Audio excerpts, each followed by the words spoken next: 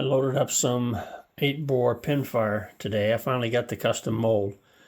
These bullets are 8.885 diameter, and I don't know what they weigh because my scale only goes up to 1200 and maxes it.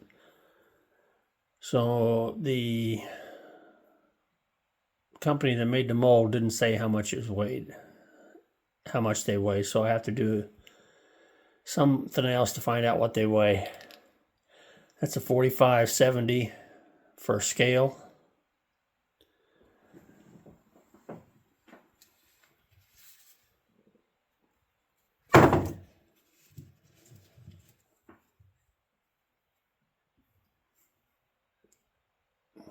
Pretty big hunk of lead.